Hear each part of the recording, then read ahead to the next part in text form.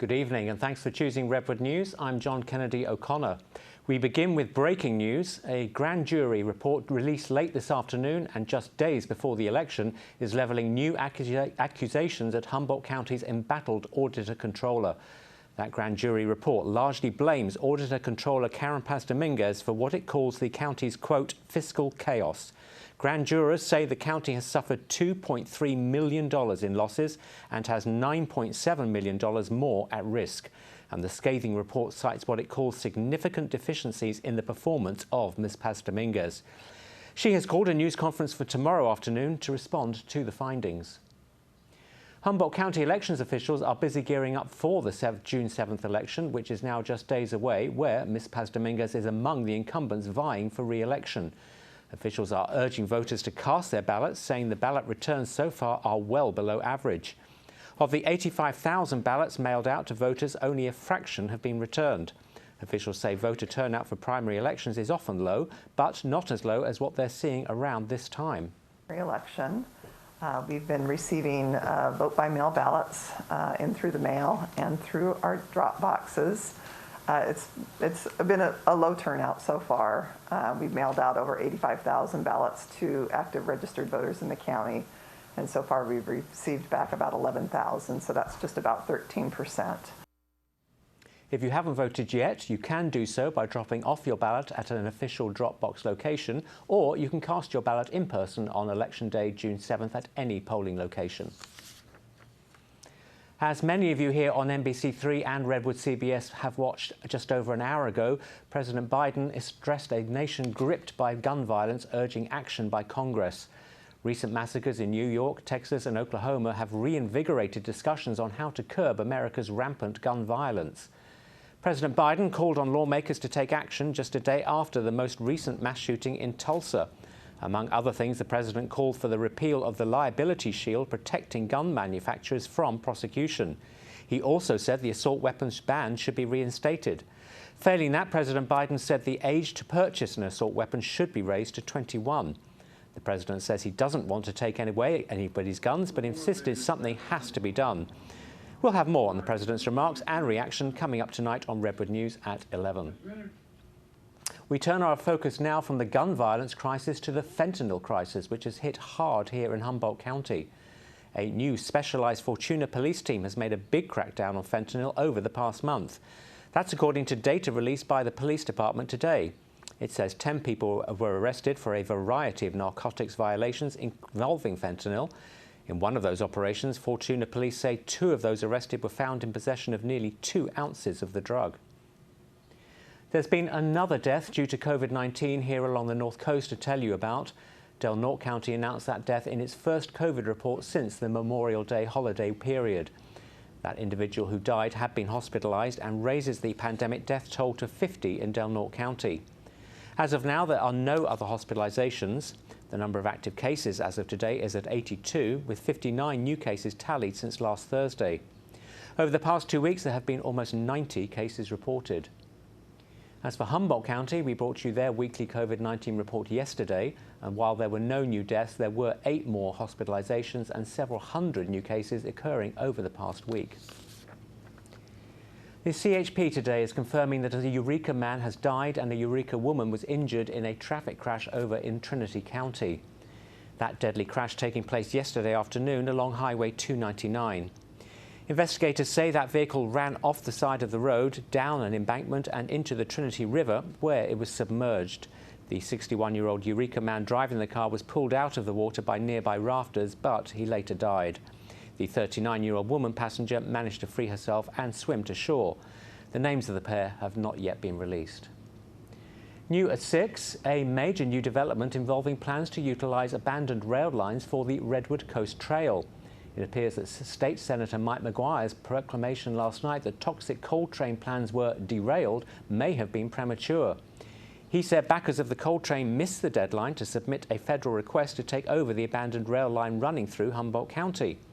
But now comes word that a rail corporation has filed late paperwork to do so and are asking regulators for a waiver to the deadline. State Senator Maguire today, just as he did last night during a town hall meeting, says he believes overwhelming public opposition will block coal train plans one way or another. Nearly every city and county on the North Coast has formally opposed this dangerous proposal. And the Great Redwood Trail Agency, well, they've been working nonstop to protect the trail corridor and push back against Big Coal's best dreams.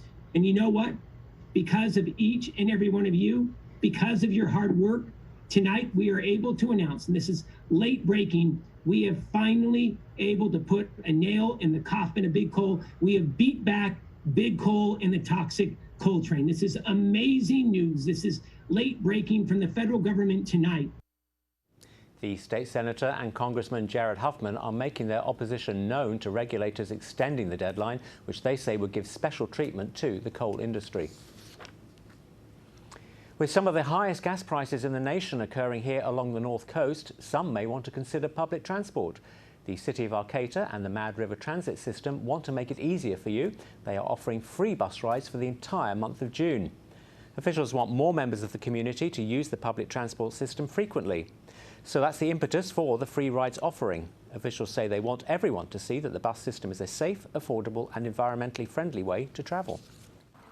I am specifically riding the bus due to the free month of June opportunity. I normally either walk or ride my trike around locally downtown area as I live close to downtown, but I decided today I'd spend the day cruising around the greater Arcata environs and see where the bus goes and how it goes and where it could go and how I might benefit by taking public transit a lot more and not burning fossil fuels in my own individual car. And while free bus rides are currently being offered through June 30th, the City of Arcata and the Mad River Transit System are considering extending the free rides through July. We'll let you know if they do. In our weekly focus on older Americans, the number of scams targeting seniors exploded during the pandemic. What steps are the FBI taking to safeguard our ongoing scam situation? We'll be right back. It's Thursday on Redwood News, which means we present our weekly series spotlighting older Americans called Age My Way. Today we examine a growing problem facing thousands, and that's elder fraud. As reporter Jeff Pegues shows us, the FBI is warning that the number of scams targeting Americans over the age of 60 is exploding. 3 years ago, Sherry, who asked us not to use her full name, got a phone call warning that her bank records had been found in a car that was loaded with illegal drugs. Did you believe them? I went into a state of shock. The caller told her that he was a DEA agent and he wanted cash, or else she was going to be in trouble. All I can remember is sending money all over the country. How much did you turn over? Hundreds and thousands of dollars. 200,000? Higher. 400,000? Higher. It was all a scam, like this one. Every federal agent, they have to arrest you if I give the order to them. FBI agent Ronald Miller, who was chasing the scammers, showed up to warn Sherry. And you remember that first knock on the door? Yes, I remember it well. According to a recent FBI report, older Americans like Sherry were scammed out of $1.7 billion in 2021, a 74% increase in 1 year. I was the target of an elder fraud scheme. Even former FBI and CIA Director William Webster was scammed. If it can happen to me, it can happen to you. They're lonely, they're trustworthy, they believe it's legit. How much of these scammers stolen? In the investigation that I'm working, currently $10 million to date. The scammers work overseas with U.S. collaborators who move the cash. We are in the process of proceeding against you legally. Financially, I'm ruined. Right now, there are about 5,000 other Sherrys out there, and only a few arrests have been made. Jeff Pegues, CBS News, Chesterfield, Virginia. And weather is next, but first, here's the almanac. Those clouds will increase with the possibility of an afternoon shower, temperatures in the 60s and 70s. John Kennedy, over to you. Thanks, Dan. Now, before we go this evening, it's the moment Brits have been waiting for, a moment 7 decades in the making. Queen Elizabeth II stepping out onto the balcony of Buckingham Palace to celebrate 70 years on the British throne, her Platinum Jubilee. By her side, her cousin, Prince Edward, the Duke of Kent, and below, fanfare, the kind of pomp and circumstance you'd expect from the royals. Other family members later joined her on the balcony. 4 days of festivities are planned to celebrate her reign. Queen Elizabeth is the longest ruling monarch in British history and the first to reach a platinum jubilee. I need my crown. There you go. There you go, absolutely. Nice jewels. She's also the queen of many countries here in North America. Thanks for joining us here at 6. We'll be back at 11. We'll see you then. See you, everybody.